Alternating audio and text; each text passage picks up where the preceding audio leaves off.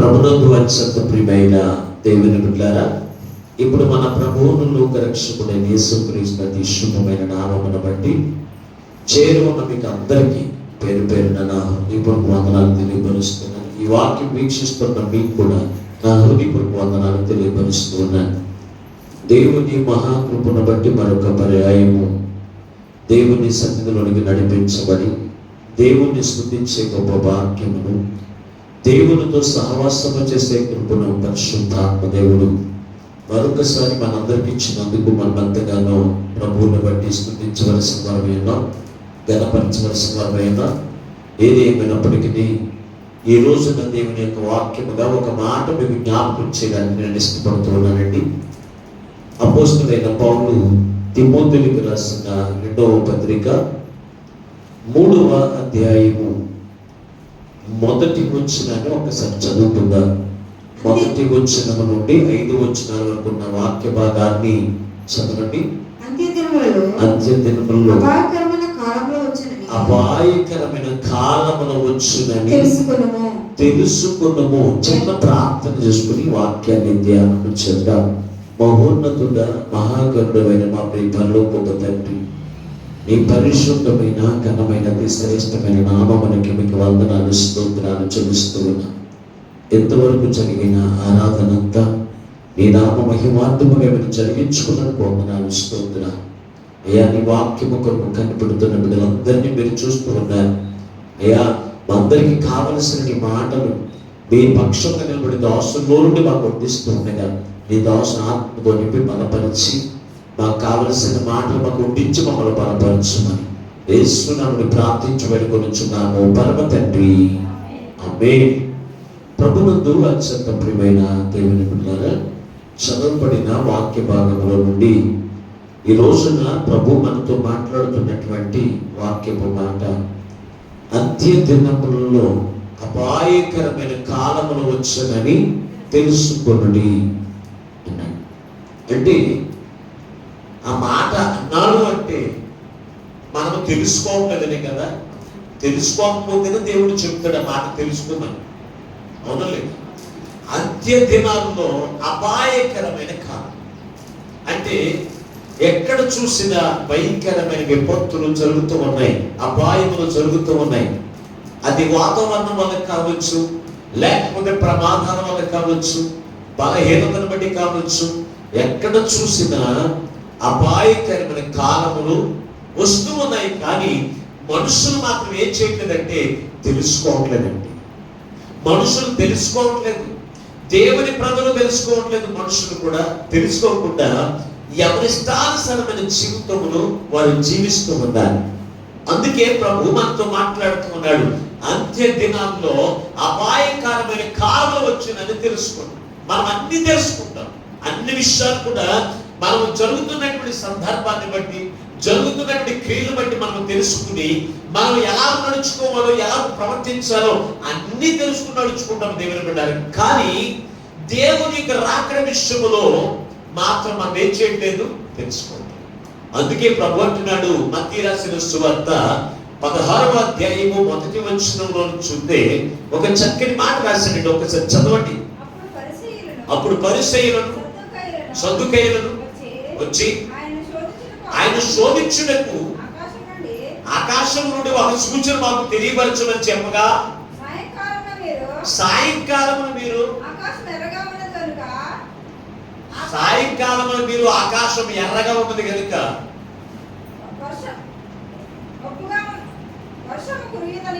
వర్షము కురియదనియు ఉదయమున ఆకాశం ఎర్రగాను మబ్బుగా ఉన్నది కనుక నేడు గాలివాన వచ్చిననియు మీరు చెప్పుదురు కదా. మీరు ఆకాశ వైఖరిని ఎరుగుదురు, కానీ ఈ కాలమును సూచనలు మీరు ఇవే చెప్పలేరు అన్నాడు దేవుని బిడ్డ. ఇక్కడ పరిసయ్యులు అలాగే సద్దుకయ్యులు అడుగుతున్నారు, అయ్యా మాకు ఒక సూచన మాకు తెలియపరచు అన్నాడు. అన్నప్పుడు వారితో చెప్తూ ఉన్నాడు, సాయంకాలము మబ్బు, ఇదిగో సాయంకాలం ఆకాశం ఎర్రగా ఉంటే వర్షము కురవదని అందరికీ తెలిసే లేదా? సాయంత్రం ఎర్రగా ఉంటే వర్షం రాదంట. అలాగే ఉదయకాలం ఆకాశం అంతా కూడా ఎర్రగా మబ్బుగా వచ్చిందనుకో, అప్పుడు ఏం చేస్తారు? వర్షం కురియునని మీరు ఎరుగుదురు, కాలంలో గురించి ఎరుగుదురు. ఎరిగి మీరేం చేస్తారు? పనికి వెళ్ళే వాళ్ళు పని మానేస్తారు, ఏదన్నా పనులు పెట్టుకున్న వాళ్ళు పనులు మానేస్తారు. పనులు మానేసి ఏం చేస్తారు? ఆ వర్షం నుంచి తప్పించబడడానికి ఎలాగైతే జాగ్రత్త కలిగి ఉండాలో, ఆ వర్షం ద్వారా ఎటువంటి నష్టం కాకుండా ఉండడానికి ఏవైతే జాగ్రత్త కలిగి ఉండాలో, ఆ జాగ్రత్త కలిగి ఉండడానికి సిద్ధపాటు కలిగినటువంటి వారిగా ప్రతి వారు ఉంటున్నారు. అవునా లేదా? మబ్బేసినట్టు వర్షం వచ్చేంత ఏం చేస్తారు? గబగబా ఆరవేసుకున్నటువంటి బట్టలు తీసేస్తారు, ఏది తనకుండా జాగ్రత్తలు తీసుకుంటారు. దేవుని బిడ్డారా, ఈ ఆకాశ వైఖరిని మీరు ఎరుగుతున్నారు, కానీ మీరు ఏమి ఎరగట్లేదు అంటున్నాడు. కాలములు జరుగుతున్నటువంటి కాలములను సందర్భములను మీరు గ్రహింపదైరున్నారు అన్నాడు. దేవుని బిడ్డారా, వివేచింపట్లేదు. లోకంలో జరుగుతున్నటువంటి పరిస్థితులను బట్టి, లోకంలో జరుగుతున్నటువంటి ఆ అపాయమైన పరిస్థితులను బట్టి మీరు ఏం చేయాలి?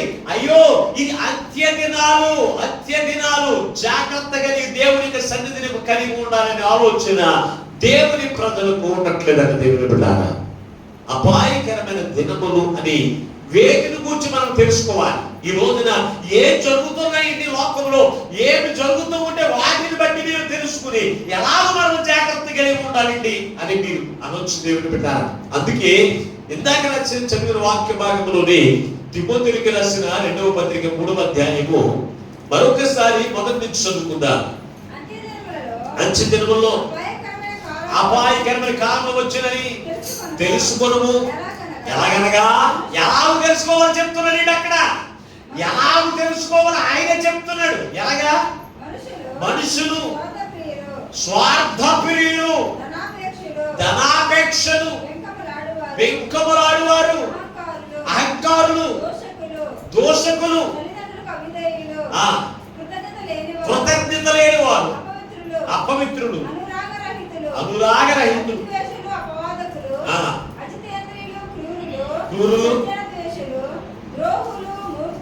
మూర్ఖులు, గర్వాంతులు, దేవుని కంటే సుఖానుభావములు ఎక్కువగా ప్రేమించేవారు, పైకి భక్తి గలవారుగా ఉన్నారు, కానీ దాని శక్తిని ఆశ్రయించిన వారై ఉన్నారని అక్కడ కొన్ని సూచనలన్నీ కూడా తెలియపరిచాడు.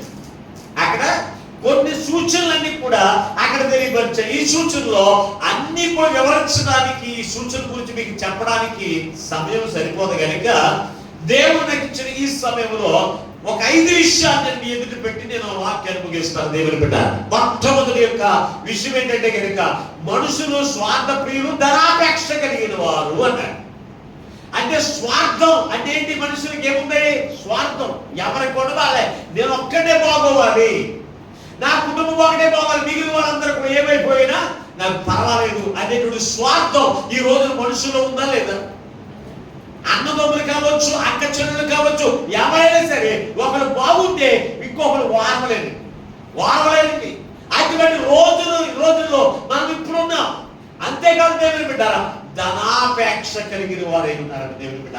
దేవునికి సన్నిధికి వెళ్ళిన వారు ధనాపేక్ష కలిగిన వారుగా ఉంటారా అంటే తప్పనిసరిగా ఉంటారు. ధనాపేక్ష కలిగిన వారుగానే ఉంటారు. ఆనాడు శాస్త్రులు పరిశీలినటువంటి వారు దేవుని వెంబడించినట్లుగా అంగీలు వేసుకుని చక్కని నడడానికి ఒక నల్లతోలు కట్టుకుని బైబిల్ పట్టుకుని దేవుని వెంబడించినట్టుగా కనపడేవారు. కానీ వారిని గురించి దేవుని యొక్క వాక్యము ఏమని సెలవిస్తుందో ఒకసారి చూడండి. ఒకసారి లూకాసు సువార్త 16వ అధ్యాయము 14వ వచనం. లూకాసు సువార్త 16వ అధ్యాయము 14వ వచనం ఒకసారి చదవండి.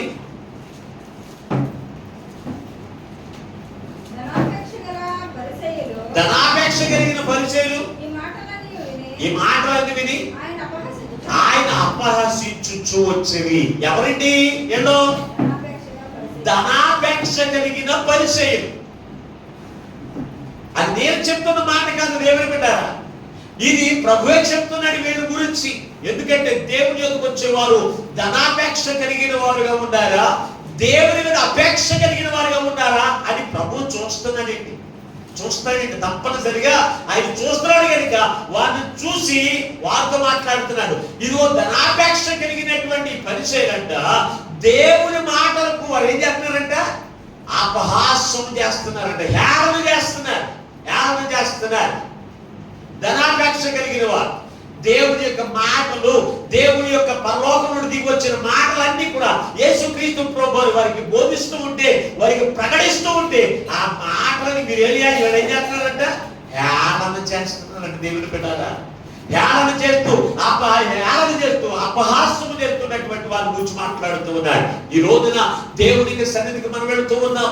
దేవునికి సన్నిధికి వెళుతున్న మన యొక్క జీవితంలో మనం ఎలా ఉన్నాం? ధనాపేక్ష కలిగినటువంటి వారిగా మనం ఉంటున్నామా, లేకపోతే దేవుని మీద అపేక్ష, దేవుని మీద ఇష్టం కలిగినటువంటి వారిగా మనం ఉంటున్నామా అనేది ఎవరికి వారే పరిశీలన చేయాలి దేవుని బిడ్డారా. ఎందుకంటే పరిశుద్ధ గ్రంథంలో రాసినటువంటి మాట, తిమోతికి రాసిన మొదటి మాటలను చూడండి ఒకసారి. తిమోతికి రాసిన మొదటి పత్రిక 4వ అధ్యాయం 17వ వచనం, 6వ అధ్యాయం 17వ వచనం ఒకసారి చదవండి. 6వ అధ్యాయం 17వ వచనం. ఇహమందు ధనవంతులైన వారు గర్విష్ఠులు కాక అస్థిరమైన ధనమందు నమ్మిక ఉంచక సుఖముగా అనుభవించుటకు సమస్తము ధారాళముగా దయచేయు దేవుని యందే నమ్మిక ఉంచాలంట. దేవుని యందే అంటే ఈ లోకంలో ఉన్నటువంటి ఈ ధనమంతా కూడా అస్థిరమైనది. మనం ఎంత సంపాదించినా ఆ ధనం మనం ఏది కూడా మనం పట్టుకెళ్ళమండి దేవుని పెట్టారా. ఈ ధనము మీద మనం అపేక్ష మనం కలిగి మనం ఏం చేస్తాం? ఈ ధనం మీద అపేక్ష కలిగి దేవుని మీద ఆ యొక్క విశ్వాసం లేనటువంటి వారిగా, దేవుని మీద అపేక్ష లేనటువంటి వారిగా మనం ఏం చేస్తామో తెలుసా? దేవుని విడిచిపెట్టి ధనం వెంబడి తిరుగుతున్నాం. అందుకే ప్రభు మనతో మాట్లాడుతూ ఉన్నారు దేవుని బిడ్డలారా, సమస్తమును విడిచిపెట్టి దేవుని యందు అపేక్ష కలిగిన వారైతే ఉండాలని ఎంత చక్కగా వాక్యములు రాయించారు చూసారు దేవుని బిడ్డలారా. ఈ రోజున నీకు ఎవరి మీద ఉంటుంది అపేక్ష? ధనాపేక్ష కలిగినటువంటి నయమాను యొక్క జీవితం, నయమానుడు కుష్ఠరోగమును విడిచిపెట్టిన తర్వాత ఎవరికి ఉందంటే ధనాపేక్ష? గెహాజీకి ఉన్న దేవుని మీద ధనాపేక్ష. ధనమును సంపాదించుకుందాం అనుకున్నాడు. ఇతను దేవుడిని వెంబడించినట్లుగానే ఎలీషా దగ్గర శిష్యుడిగా ఉన్నటువంటి వ్యక్తే, కానీ ఇతని అపేక్ష అంతా కూడా దేవుని మీద లేదు. అక్కడ దైవజనుడు యొక్క ఎలీషా అయితే దానికి ఉన్నటువంటి అపేక్ష అంతా కూడా దేవుని మీదే. దేవుని మీద నమ్మకం. దేవుడి నాకు ఇస్తాడు. వస్త్రములు కావాలా? దేవుడు వస్త్రాలను ఇస్తాడు. ధనము కావాలా? ధనాన్ని దేవుడు నాకు ఇస్తాడు అని ఎంతో విశ్వాసంతో ముందుకు వెలుగుతూ ఉంటే అతను వెంబడించవలసినటువంటి గెహాజీ మాత్రం ధనాపేక్ష కలిగినటువంటి వాడిగా ఉన్నాడు. ఉండి ధనమును సంపాదించుకున్నాడు, ధనమును కూర్చుకున్నాడు. దానికి జీవితం ఏమైపోయింది? కుష్ఠరోగములు సంపాదించుకున్న నయమాను విడిచిపెట్టిన కుష్ఠరోగం ఎవరు పట్టుకుంది? ధనాపేక్ష కలిగినటువంటి ఈ యొక్క గెహాజీని పట్టుకుంది. నీతిమంతుడైన యేసుక్రీస్తు ప్రభువారిని వెంబడించినటువంటి ఇస్కరియోతు యూదా, యేసుక్రీస్తు ప్రభువారు ఎప్పుడు కూడా ధనము మీద అపేక్ష లేనటువంటి వాడికి జీవించాడు. అతను వెంబడించిన వాడు కూడా ఎలా ఉండాలి? ధనం మీద అపేక్ష లేనటువంటి వారు ఉండాలి. శిష్యులందరూ కూడా ధనాపేక్ష లేనటువంటి వారు దేవుని వెంబడిస్తూ దేవుని మీద అపేక్ష కలిగినటువంటి జీవితం జీవించారు. జీవించి వారు పరలోక రాజ్యంలో వారు స్వతంత్రించుకున్నారు దేవుని బిడ్డలు. కానీ ఇస్కరియోతు యూదా మాత్రం యేసుక్రీస్తు ప్రభువారిని కూడా అడ్డువేయడానికి గల కారణం తెలుసంటే ధనాపేక్ష కలిగిన జీవితం. ధనాపేక్ష కలిగినటువంటి జీవితంలో అతను జీవించాడు. అతను పొలం కొనుక్కున్నాడు అనుకోడు, అమ్మేసి యేసు ప్రభువుని నమ్మేసి కొనుక్కున్నాడు, పొలం కొనుక్కున్నాడు. ఏం చేశాడు? చివరికి ఊరు పెట్టుకుని చనిపోయాడు. దేవుని బిడ్డ ఊరు పెట్టుకుని చనిపోయాడు. ధనాపేక్ష కలిగినటువంటి జీవితం. మన న్యూస్ లో నేను చూస్తాను, టీవీలో చూస్తూ ఉంటే తన భార్య నమ్మేశాడంట, 4 లక్షలకు అమ్మేశాడంట. భర్త 4 లక్షలకి తన భార్య నమ్మేశాడంట. దేవుని బిడ్డారా, ఆమె సాక్ష్యం ఇస్తూ బోరుమని ఏడుస్తుంది టీవీలో. అంటే తన భర్తకి దేని మీద అపేక్ష ఉంది? ధనం, డబ్బు కావాలండి. దానికి డబ్బు కావాలండి. అది ఏడుస్తుంది, నా భర్త నన్ను నమ్మేశాడు, ఏడుస్తూ ఉంది. దేవుని బిడ్డారా, ఈ రోజున మనుషులు కూడా ఎలా ఉన్నారో తెలుసా? ధనాపేక్ష కలిగినటువంటి వారిగా ఈ రోజున లోకంలో ఉన్నారు. కనుక ఇప్పుడు మనం ఏం తెలుసుకోవాలి? అంత్య దినాలు ఇవి అని మనం తెలుసుకోవాలి. అంత్య దినాలని మనం తెలుసుకోవాలి దేవుని బిడ్డారా. అందుకే ప్రభు మనతో మాట్లాడుతున్నారు. ధనాపేక్ష సమస్తమైన కీడులకు మూలం కనుక ప్రభు మనతో మాట్లాడుతూ ఉన్నాడు. ఈ ధనాపేక్ష ఎవరికుంటుందో తెలుసా? దురాశలు కలిగిన వారు ఉంటుందంట. యోధా పత్రిక 1వ అధ్యాయం, యోధా పత్రిక 1వ అధ్యాయం 16 వచ్చిన చదవండి. యోధా పత్రిక 1వ అధ్యాయం 16 వచ్చిన. వారు తమ దురాశను చొప్పున నడుచుకోవచ్చు, లాభము నిమిత్తము మనుషులను కొనియాడుచు సడుగువారును తమ గతిని కూర్చి నిందించు వారునే ఉన్నారు. వారు నోరు డంబమైన మాటలు పలుకును. చూడండి, ధనాపేక్ష కలిగిన వారంట వారు ఏం చేస్తారంట? ధనమును సంపాదించుకున్న నిమిత్తము డంబమైన మాటలు పలుకుతారంట. ఏం మాటలు? డంబమైన మాటలు. ధనాపేక్ష కలిగిన వారు, సమస్తమైన దురాశలు కలిగినటువంటి వారు ధనాపేక్ష కలిగిన వారు. వీళ్ళు ఏం చేస్తారు? ఆ ధనమును సంపాదించే నిమిత్తము మనుషులను కొనియాడతారంట. నీ అంత గొప్పవాడు లేరు. ఎలాగా? నీ అంత గొప్పవాడు లేరు, నీ అంత గొప్ప లేరు. అదే వాడి దగ్గర ధనం లేకపోతేను, వాడి దగ్గర ధనం లేకపోతే ఏమంటారు? పనరోడు అంత పనికి మందుడు ఎవరు కూడా లేదంటారు. దేవుని బిడ్డ కొనియాడతారండి, కొనియాడుతూ ఉంటారు. దేవుని బిడ్డ ధనాపేక్ష వాళ్ళకున్నది. నీ మీద ఉన్నటువంటి ప్రేమ కాదు, నీ మీద ఉన్నటువంటి ప్రేమ కాదు దేవుని బిడ్డారా, నీ మీద ఉన్న అపేక్ష కాదు. ఎలాగన్నా ధనాపేక్ష. ధనమును సంపాదించు నిమిత్తము మనుషులను కొనియాడచ్చు. వారు ఏం చేస్తారంట? లాభమును సంపాదించుకుని డంబమైన మాటలు మాట్లాడతారంట. దేవుని బిడ్డారా, డంబమైన మాటలు మాట్లాడతారు.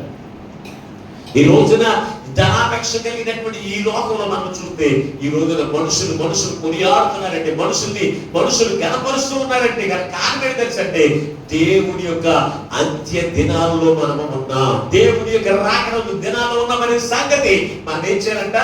జ్ఞాపకం చేసుకోవాలి. దేవుని బిడ్డ జ్ఞాపకం చేసుకోవాలి. రెండో మాటలు పెడితే కనుక రెండవది తన్ను పరాయి మాటలు చెప్పుకుంటారంట. చూడండి, ఒకటి మనం చూస్తే ధనాపేక్ష కలిగిన వారుగా ఉంటున్నారు, అహంకారులుగా ఉంటున్నారు, స్వార్థప్రియులు, బిక్కములాడువారు. అంటే ఏంటి? బిక్కములాడువారు అంటే తెలుసా? తన్ను తాను గురించి బడాయి మాటలు చెప్పుకునేవారు. బిక్కములాడువారు అంటే తను తాను బడాయి మాటలు అంటే నా అంత గొప్పోళ్ళు లేరు అని చెప్పుకుంటారు. ఈ రోజున మనుషులు కూడా ఏమన్నారు తెలుసా? నీ అంత గొప్పోళ్ళు లేరంటే సమాధానంగా ఉంటున్నారు. అయ్యో నీ మాటలు సరిగా లేవు, నీ ప్రవర్తన సరిగా లేదంటే ఊరుకుంటున్నారండి. చెప్పండి, ఇప్పుడు ఎవరైనా ఊరుకుంటున్నారా?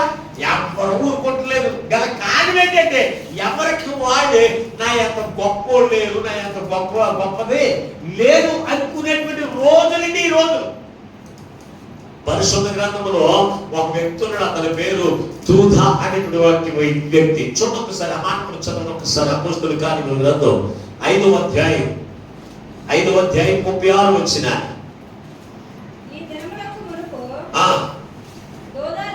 తూదా లేచి తాను ఒక గొప్పవాడునని చెప్పుకొనెను.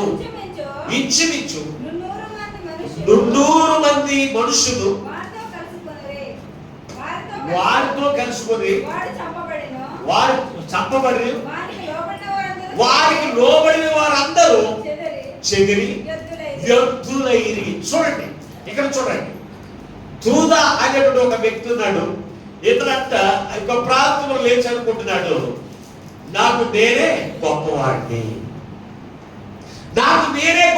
అనుకుంటున్నాడు. దేవుని బిడ్డారా, నాకు నేనే గొప్పవాడిని. ఇదిగో నేను కనుక మీరు నన్ను వెంబడించండి, మీరందరూ కూడా మంచి దీవెనకరమైన జీవితం పొందుకుంటారని తన యొక్క గొప్పతనం గురించి తానే చెప్పుకుంటున్నాడు.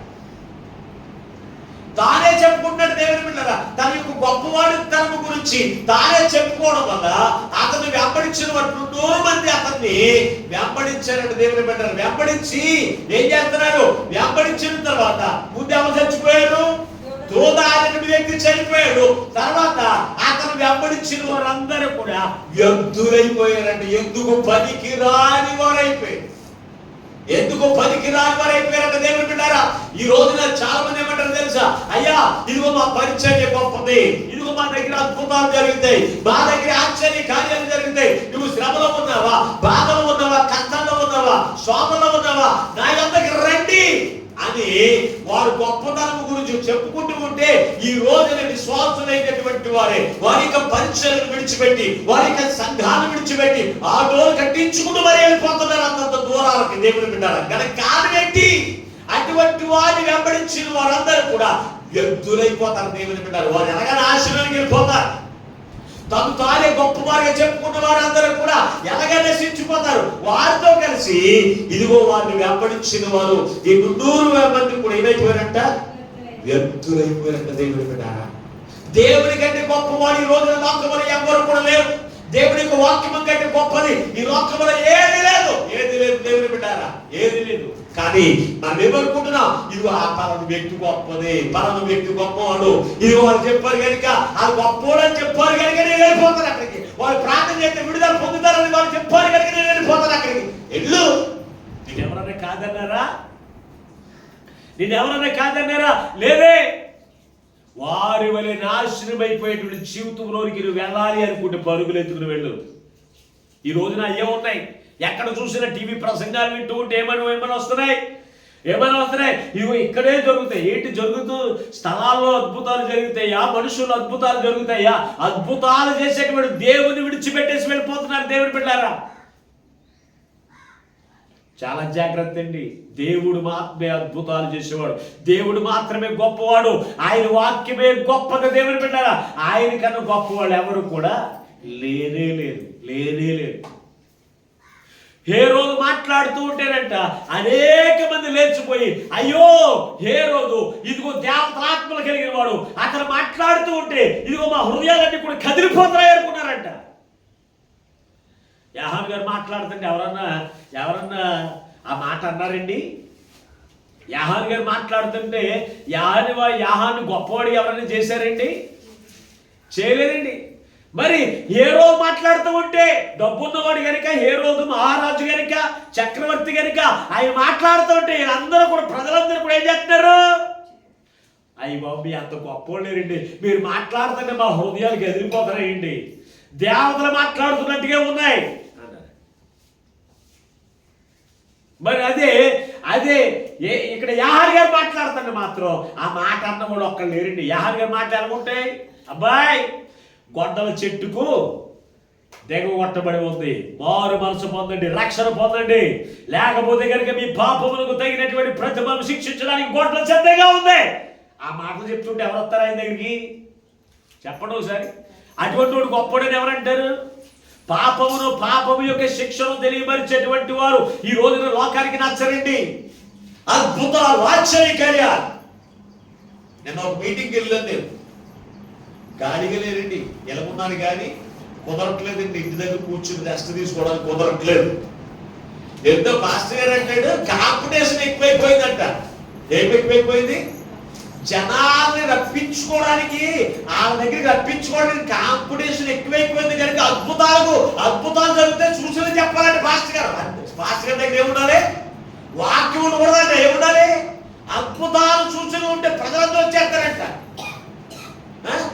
కాంపిటీషన్ ఎక్కువైపోయింది కనుక అద్భుతాలు సూచన గురించి చెప్పండి అన్నాడు. ఆ మాట నాకు నొచ్చుకుంది. ఆ మాట ఎందుకు నేను చెప్తున్నానంటే మనం గొప్పవాడు చేసుకోకూడదండి. మనం గొప్పవాడు చేసేది దేవుడే, మనం ఎవరికి చెప్పక్కర్లేదు. యేసుక్రీస్తు ప్రభువు గొప్పవాడే.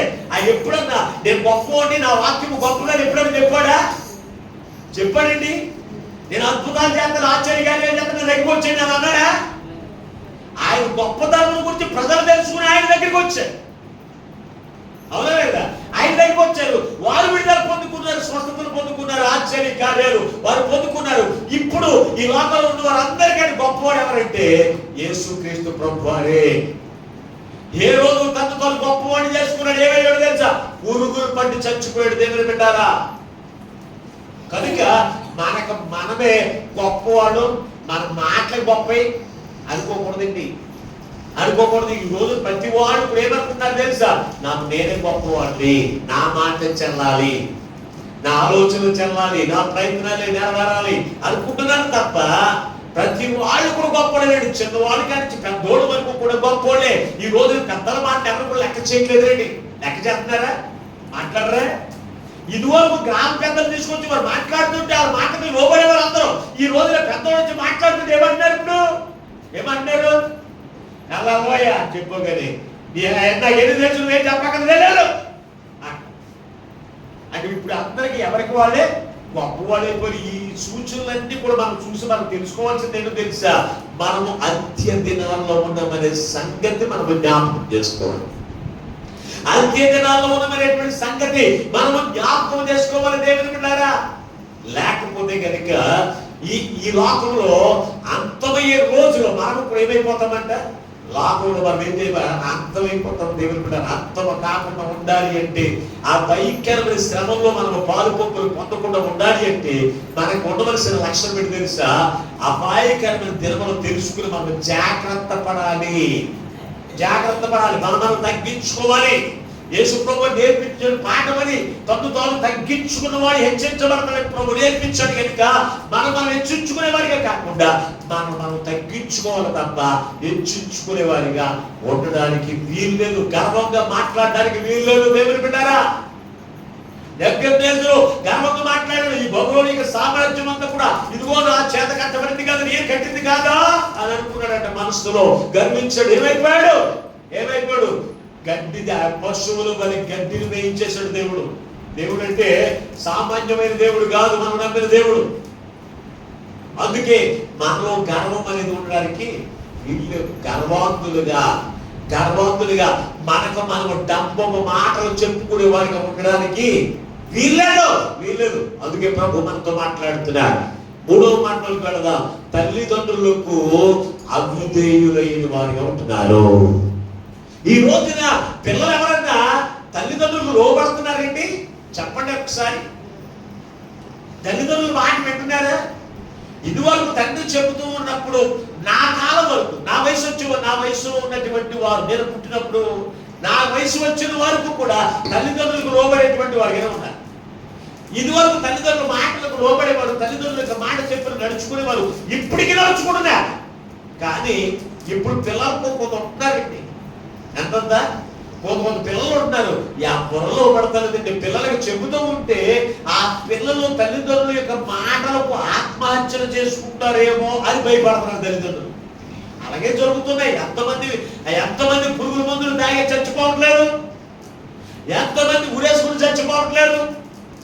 చెప్పండి ఒక్కసారి. దేవుని బిడ్డారా, ఎక్కడ చూసినా ఇదివరకు ఉరంటేనే భయపడేవారు. నా చిన్నప్పుడు ఊరంటే ఇందిరాగాంధీ టైంలో ఊరంటేనే భయపడేవారు. అక్కడికి ఎవరికి ఊరేస్తున్నారంటే ఇక్కడ ఉన్న వాళ్ళందరికీ గడగడ ఉడికిపోతూ ఉండేవారు. ఇప్పుడు ఊరి ఫ్యాషన్ అయిపోయి ప్రతి గ్రామంలో కూడా ఉత్తరేసి చచ్చిపోవాలి.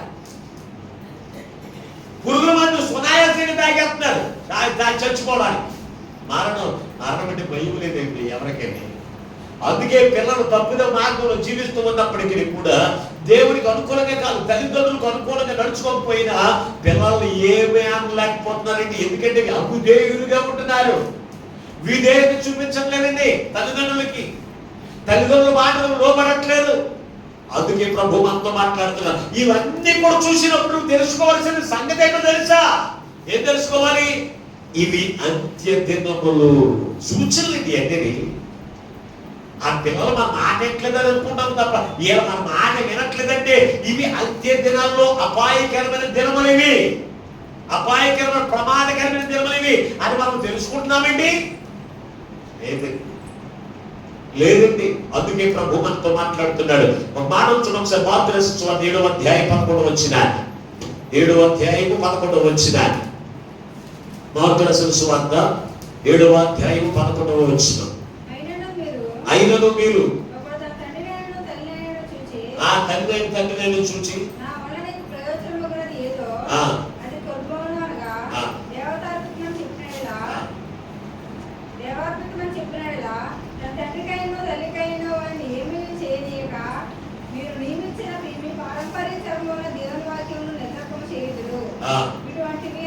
ఇటువంటివి అనేకములు జరుగుతూనే ఉన్నాయి.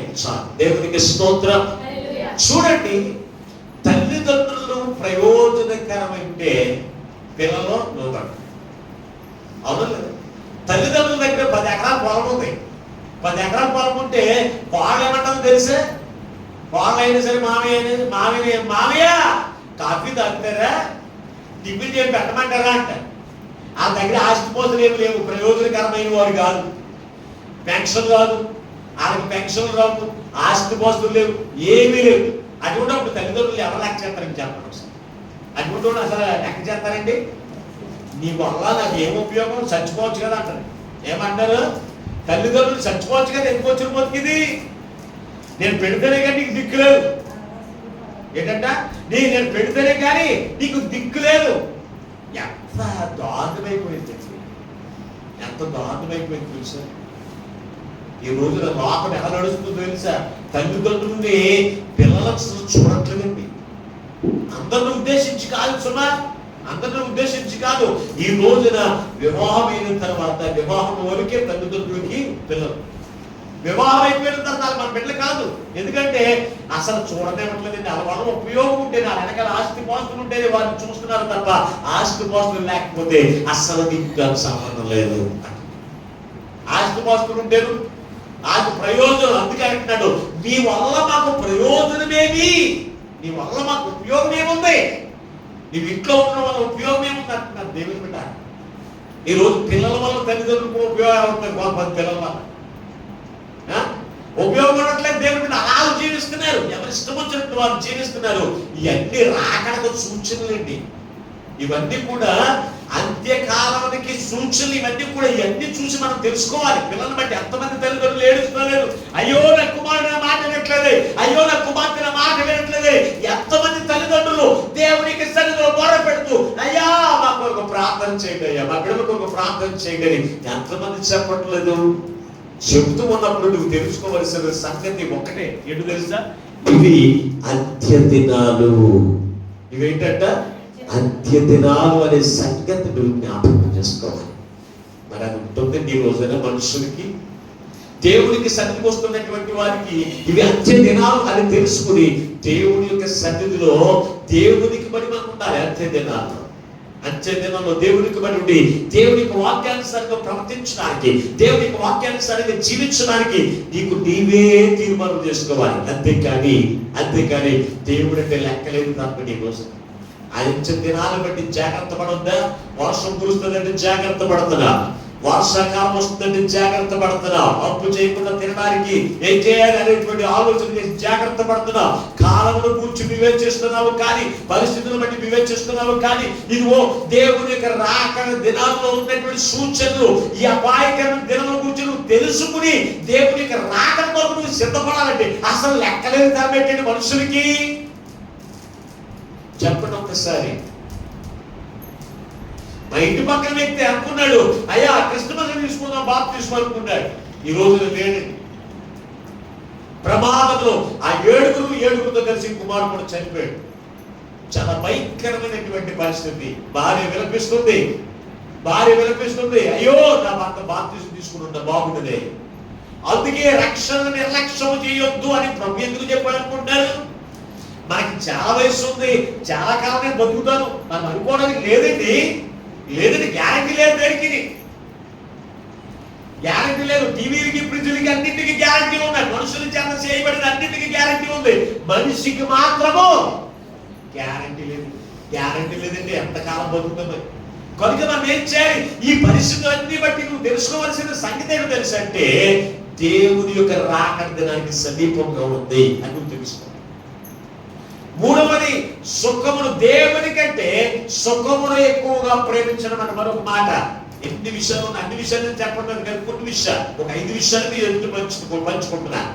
దేవుని కంటే సుఖమును ఎక్కువగా ప్రేమించడం.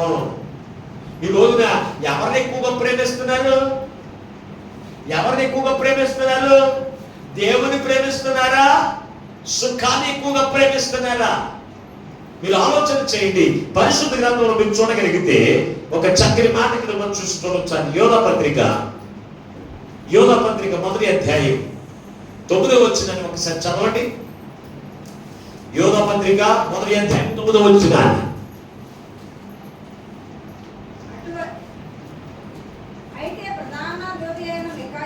మికాయేలు అపవాదుతో వాదించి మోషే యొక్క శరీరమును గూర్చి తర్కించినప్పుడు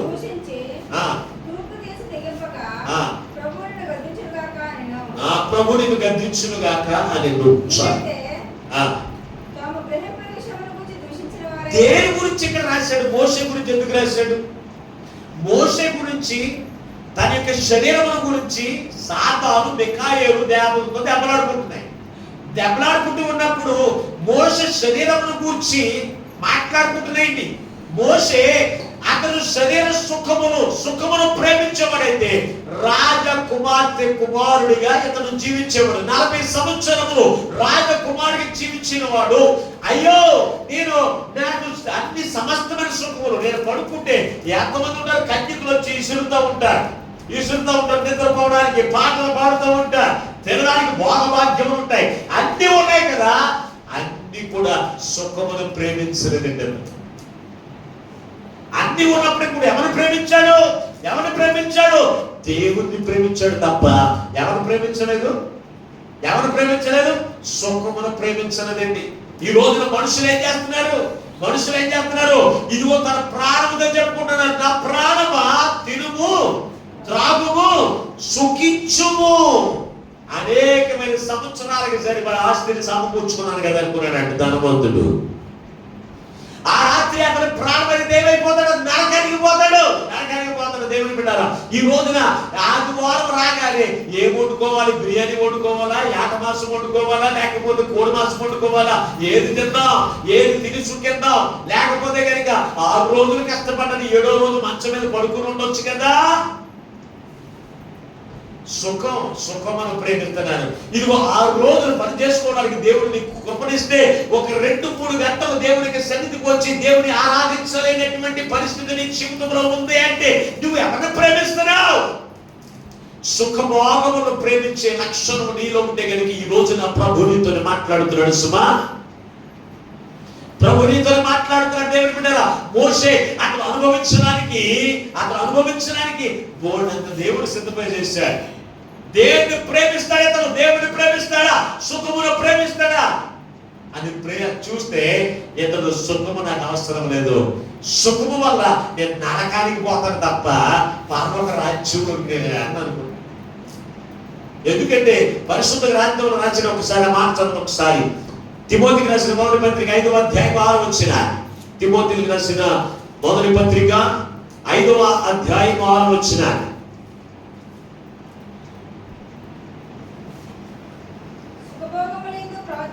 సుఖభోగములందు ప్రవర్తించినది ఏంటంటే బ్రతుకుచుండి ఏంటి మాట? సుఖభోగములందు ప్రవర్తించు అనంట బ్రతుకుంటూ కూడా చచ్చినోడే అక్కడ.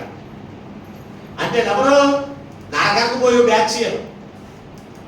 దేవుని సన్నిధిని విడిచిపెట్టి, దేవుని మీద ఆసక్తి లేకుండా, దేవుని ప్రేమించకుండా, దేవుని యొక్క సన్నిధికి రాకుండా, ఇదిగో ఏమి తిందాం, ఏమి సుఖిద్దాం, ఏమి తాగుదాం అని తిరిగేవాళ్ళంట. బతికున్నా కానీ చచ్చినోడితో సమానమన్నాడు అక్కడ. నేను అనట్లేదు సుమా, మాస్టర్ గారు ఇలా అన్నారని అనకండి. ఎవరు చెప్తున్నారు ఈ మాట? దేవుని వాక్యం చెబుతుంది. దేవుని బిడ్డారా, దేవుని వాక్యం చెబుతుంది కనుక మనం ఏం చేయాలి? ఇదిగో మనం సుఖభోగములయ్యొద్దు. సుఖము కొరకు మనం చూడడం కాదు, దేవునికంటే సుఖమును ప్రేమించేవారి ఉండడం కాదు, దేవుడినే మనం ప్రేమించాలి. ఆటోమేటిక్గా సుఖాన్ని దేవుడు మనకి ఇస్తాడు. దేవునికి స్తోత్రం.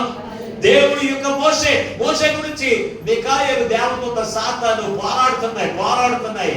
మోషే ఇదిగో దేవుని ప్రేమించాడు.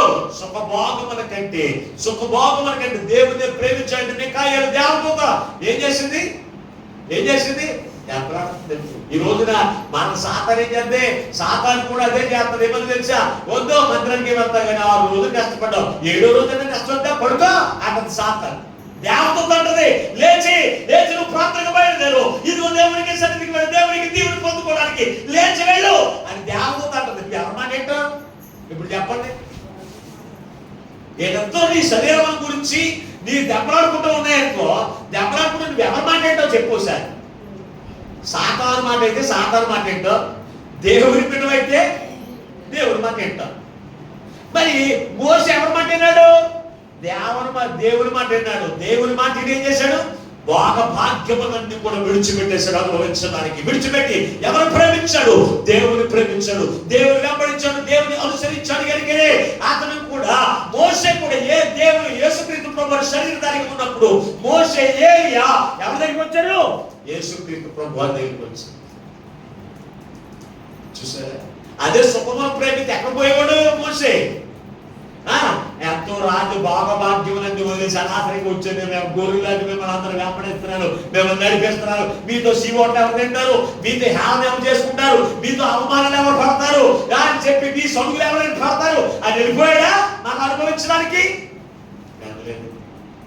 సుఖముల కంటే దేవుని ప్రేమించే లక్షణానికి ఉండాలి. ఈ రోజున మనుషులు ఏమైపోతున్నారు? దేవుని మందిరం నిండిపోయింది, దేవుని మందిరం నిండిపోయింది. దేవుని బిడ్డ ఈ రోజు ఏం చేస్తున్నారు? ఇంటి దగ్గర ఉండే ప్రాంతానికి రావట్లేదండి చాలా మంది. ఇంటి దగ్గర సుఖం, రెస్ట్. ఆదివారమే పులకరింపులు, ఆదివారమే విందులు బొద్దులు. నువ్వు దేన్ని ప్రేమిస్తున్నావు? చాలా జాగ్రత్త అండి, చాలా జాగ్రత్త. వారు బ్రతికి ఉన్నాయి కానీ వృద్ధులు అంటాడు దేవుని బిడ్డ, చచ్చిన వారంటే రెండో మరణానికి నరకానికి పాత్రులండి. అందరూ ఖచ్చితంగా చెప్పారు వాక్యం. కనుక మరి ఎవరిని ప్రేమించాలి? దేవుని ప్రేమించాలి తప్ప సుఖమును కాదండి. దేవుని సన్నిధిలోనికి రా. నీరసంగా ఉందా? దేవుని సన్నిధికి రా, దేవుడు నిన్ను బలపరుస్తాడు. ఈ రోజున నాకు ఉన్నటువంటి బలహీనత అంత ఇంత కాదండి. హాస్పిటల్ ఉండవలసిన వాడిని దేవునికి సన్నిధిలో దేవుడు నన్ను నడిపించాడు. ఎందుకో తెలుసా? దేవుని మీద ఉన్న ఆసక్తి, దేవుని మీద ఉన్న ప్రేమ. దేవుని బిడ్డ ఒక్కసారి మీరు పరిశ్రమ చేయండి. దేవునికి సుఖమును ప్రేమించడం కాదు. పడుకోమన్నారు మా పిల్లలు, డాడీ ఈరోజు మీరు వెళ్ళొద్దు, పడుకోండి, రెస్ట్ తీసుకోండి. డాక్టర్ రెస్ట్ తీసుకోమన్నారు. ఆగానా? లేదు.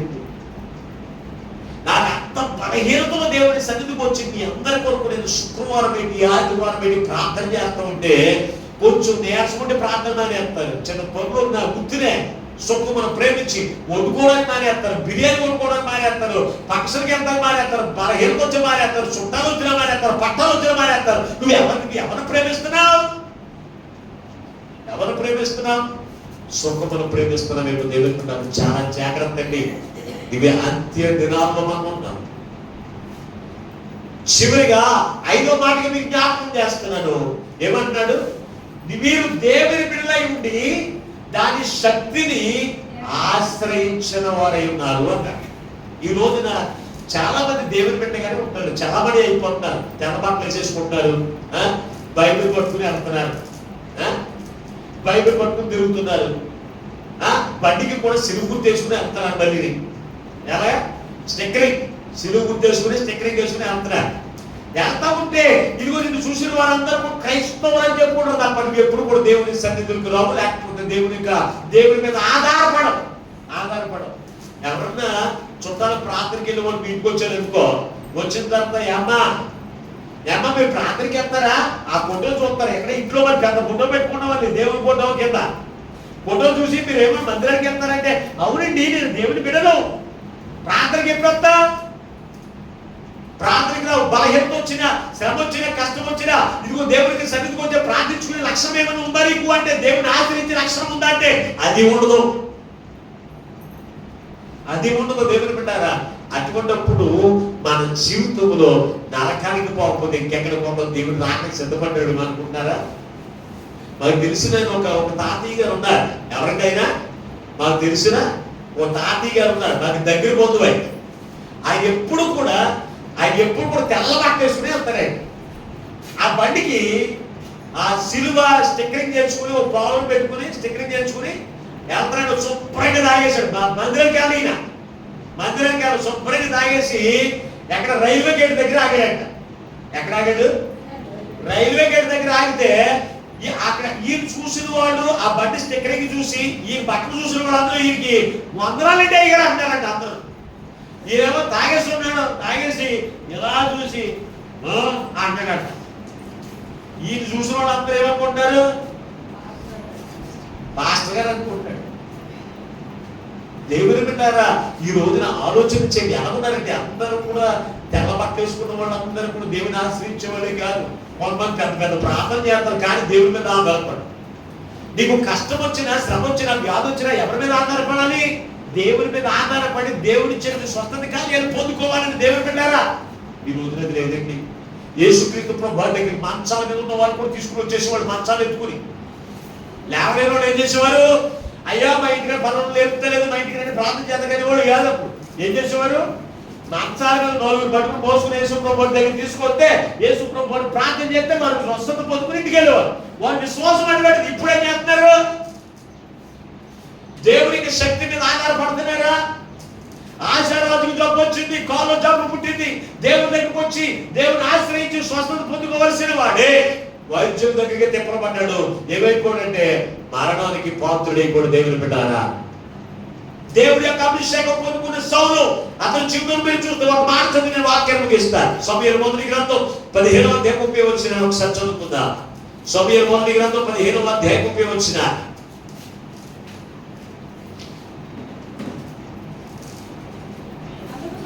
అందుకు సౌలు, నేను పాపం చేసింది, అయినను నా జనులు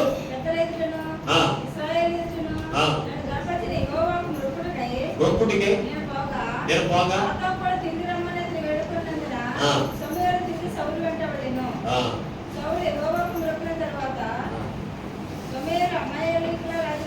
చాలు. దేవుడి లెక్క మీరు సౌలు చూడండి. సౌలు ఎటువంటి వాడు? ప్రతి విషయంలో కూడా దేవుని మీద ఆధారపడేవాడు. సమూయేలు ప్రవక్త తీసుకుని వెళ్ళి సమూయేలు దగ్గరికి వచ్చి ప్రార్థన చేసుకుని అతని జీవితంలో యుద్ధాల్లో జయ జీవితంలో అన్ని కూడా పొందుకునేవాడు. అంటే దేవుని యొక్క శక్తి మీద ఆధారపడే లక్షణం కలిగిన వాడు, దేవుని యొక్క అభిషేకం పొందుకున్నవాడు. అలాగే ఆ పొందుకునేటువంటి ఇతను సమూయేలు దగ్గరికి మానేసి ఇప్పుడు ఎవరి దగ్గరికి వెళ్తున్నాడు? ఎవరి దగ్గరికి వెళ్ళాడు తెలుసా? ఎవరి దగ్గరికి వెళ్ళాడు? శకున గానుల దగ్గరికి వెళ్ళాడంట. శకున గానుల దగ్గరికి, సోది చెప్పేదాని దగ్గరికి, ఆడదాన్ని ఆశ వేసుకుని వెళ్ళాడు. మరి అంటే దేవుడి శక్తి మీద ఆధారపడడం మానేశాడు. ఇప్పుడు ఎవరి దగ్గరికి వెళ్ళాడు? మాంత్రికుల దగ్గరికి వెళ్ళాడు. మాంత్రికుల దగ్గరికి ఆ మాంత్రిక శక్తి మీద ఆధారపడడానికి వెళ్ళాడు. వెళ్ళిన తర్వాత అప్పుడు మొదలైనవి అతని శ్రమలు. అప్పుడు శ్రమలు లేవు, బాధలు లేవు, కష్టాలు లేవు, శోధలు లేవు. ఏమైపోయాడు? నాశనానికి వెళ్ళిపోయాడు. దేవుని బిడ్డలు సౌలు. ఈ రోజున సౌలు అనే నీవు కూడా దేవుని యొక్క అభిషేకం పొందుకున్నావు. ఆయన కుమార్తెగా కుమారుడిగా రక్షణ పొందిన తర్వాత ఆయన కుమారుడిగా కుమార్తెగా ఆయన ఆత్మను పొందుకున్న నీవు ఎవరి శక్తి మీద ఆధారపడాలో తెలుసా? దైవ శక్తి మీద ఆధారపడాలి తప్ప మాంత్రిక శక్తి మీద కాదు. మాంత్రిక శక్తి మీద కాదు. దేవుని మీద ఈ రోజున దేవుని ప్రజలే దేవుని మీద ఆధారపడడం మానేశారు. దేవుని శక్తి మీద ఆధారపడడం మానేసి మాంత్రిక శక్తుల మీద ఆధారపడుతున్నారు. అంటే కనుక నీవు తెలుసుకోవలసిన సంగతి ఏమిటి అంటే కనుక ఈ సూచనలు అన్ని సూచనప్పుడు నువ్వు తెలుసుకోవలసిన సంగతి ఏమిటి తెలుసా? ఇవి అంత్యదినములు, ప్రమాదకరమైన రోజులను తెలుసుకుని ఏం చేయాలి? నీ ప్రవర్తన సరి చేసుకో. ఎంతవరకు నీ ప్రవర్తన సరిగా లేదేమో, నీ క్రియలు సరిగా లేవేమో, నీ ఆలోచన సరిగా లేవేమో, నీ మాటలు సరిగా లేవేమో. అందుకే ప్రభు నీతో మాట్లాడుతూ ఉండగా ఇప్పుడే నువ్వు సరి చేసుకో, లేకపోతే జాగ్రత్త పడి సరి చేసుకో. బొబ్బేస్తే ఎలాగైతే బయట ఉన్నవన్నీ ఎలాగైతే చక్కపరుచుకుని ఇంట్లో కూర్చుంటావో అలాగే నీ క్రియలు, నీ ప్రవర్తన, నీ ఆలోచనలు, నీ నడవడి అంతా కూడా సరి చేసుకుని దేవుని యొక్క సన్నిధిలో కూర్చొని దేవుడితో సహవాసాన్ని కోరుకో. ఎప్పుడు ఎంతకుముందు మనుషులతో సహవాసం చేసావేమో, ఎంతమంది నీ యొక్క లోకంతో సహవాసం చేసావేమో, ఇప్పుడు దేవుడితో సహవాసం చేయి. ఈ భయంకరమైన సూచనలన్నీ చూసిన తర్వాత, ఈ అపాయకరమైన దినములు చూసిన తర్వాత, ఈ ప్రమాదకరమైన దినములను చూసిన తర్వాత దేవుని సన్నిధిలో దేవునితో సహవాసం కోరుకో. ఎల్లప్పుడూ క్రీస్తుతో కలిసి జీవించగలుగుతావు. లేకపోతే నాకు ఏమొద్దండి, పరమ రాజ్యం వద్దండి, నాకు ఈ లోకంతో నేను జీవిస్తాను, ఉన్నంతకాలం నేను ఈ లోకంలో బతికున్నంతకాలం, శరీరధారిగా ఉన్నంతకాలం నేను తర్వాత నాకంలో నిత్యం యాత్ర పడతాను అని అనుకుంటే కనుక నీ ప్రవర్తన సరి చేసుకోవాల్సిన పని లేదు. కనుక దేవుని బిడ్డారా, నువ్వు అలా నరకంలో పడ్డానికి యేసుక్రీస్తు ప్రభు రక్షణ సిద్ధం చేయలేదు. దేవుని బిడ్డారా, ఆయన పోలిక కలిగిన నీవు, ఆయన ఆత్మను పొందుకున్న నీవు, ఇదిగో ఆయన పోలిక కలిగి సమయానికి ఆయన యొక్క స్వభావం నీలోనికి వచ్చి నీ స్వభావం మార్చుకుని క్రీస్తు యొక్క స్వభావంలోనికి మార్చబడి ఆయనతో కలిసి నిత్యం జీవింపు చేయడానికి నీ కొరకు నువ్వు చేసిన ప్రతి విధమైన పాపములకు ప్రతిగా ఆయన శిక్షను భరించాడు. ఆయన నీవు మరణించవలసిన మరణానికి రెండో మానవులకు పోకుండా ఆయన నీ కొరకు మరణం పొంది ఇంట్లో ఉన్నందుకు పరలోక రాజ్యానికి వారసులుగా సిద్ధం చేశాడు. ఆయన పరలోక రాజ్యానికి వారసులుగా ఉండడానికి ఎంతవరకు నీ జీవితంలో సిద్ధపాటు లేకపోతే ఈ రోజున తీర్మానం చేసుకో. పెళ్లి గురించి, పెళ్ళాదుల గురించి, క్రిస్మస్ గురించి, వాటి గురించి, వీటి గురించి అయ్యయిన తర్వాత బాప్తిసం తీసుకుంటా రక్షణ పొందుకుంటాను అనుకుంటే కనుక జాగ్రత్త సుమా. ఏ రోజు ఎవరైనా దేవుడికి కూడా తెలియదు ప్రమాదకరమైన దినాలు మనం సంగతి జ్ఞాపకం చేసుకుని ఈ అపాయకరమైన దినాలు అని మనం తెలుసుకుని మన ప్రవర్తన సరి చేసుకుందాం. ఆయన చెప్పి నిత్యరాజ్యానికి వారసునిగా ఉందాం. అతి కృపా వాక్యం పరిశుద్ధాత్మ దేవుడు ఈ మాటలు వింటున్న బిడ్డ అందరికీ అనుగ్రహించును గాక. ఆమేన్. ప్రార్థన చేసుకుందాం. మహోన్నతుడా మహాకరుడైన తండ్రి మీకు వందనాలు స్తుతిస్తున్నాం. ఎంతవరకు నీ అమూల్యమైన మాటలు చేత మాతో మాట్లాడి మమ్మల్ని బలపరచాలి. వెత్తబడి మాటలు ఏ బిడ్డలో కూడా నాయన వ్యర్థముగా ఉచ్చరించకుండా అయ్యా నీరు కట్టి పల్లెంప చేసి ఇవి అంత్య దినములు అపాయకరమైన దినములని తెలుసుకుని తండ్రి అయ్యా ప్రవర్తనలు, క్రియలు, ఆలోచనలు, ఉద్దేశములు సరి చేసుకుంటూ ఏ రెండవ రాకడకు ప్రతి బిడ్డను ఆయుధపరచమని ఎంతవరకు మాతో మాట్లాడి మమ్మల్ని బలపరిచిన యేసు నందు ప్రార్థించి వేడుకొనుచున్నాము పరమ తండ్రి. ఆమేన్. దేవుడు మిమ్మల్ని అందరిని దీవించును గాక. ఆమేన్. అందరికీ